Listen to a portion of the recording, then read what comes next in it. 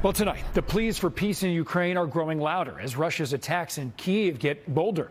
Kyiv's mayor warning the city that it's facing a dangerous moment tonight. One strike happened less than 3 miles from Ukraine's presidential palace, and another strike hit a 15-story apartment building there. Flames shooting from almost every floor. We know this, that's killed at least one person. And east of the capital in Kyiv, daring rescues to save people trapped in a blown-out building today. You can see this moment right here.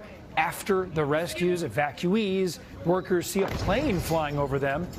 Then, of course, they have to run for cover as Russia drops more bombs on that already ravaged region.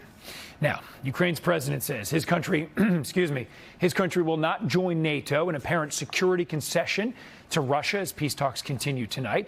That security group is set to hold an emergency meeting. And News 4's Natalie Pasquarella tells us about President Biden's plans to try to help Ukraine.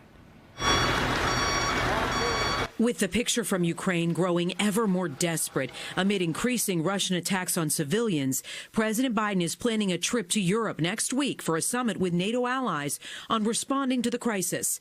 The president today signing a massive government funding bill that includes close to $14 billion in humanitarian and defense assistance for Ukraine. We're going to be able to quickly ramp up our response and help alleviate the suffering that Putin's war is causing. Ukrainian President Volodymyr Zelenskyy appealing directly to Canada's parliament. You all need to do more to stop Russia, to protect Ukraine. Tomorrow, he'll address the U.S. Congress, expected to push forcefully for a no-fly zone to cut off air attacks and for help delivering fighter jets.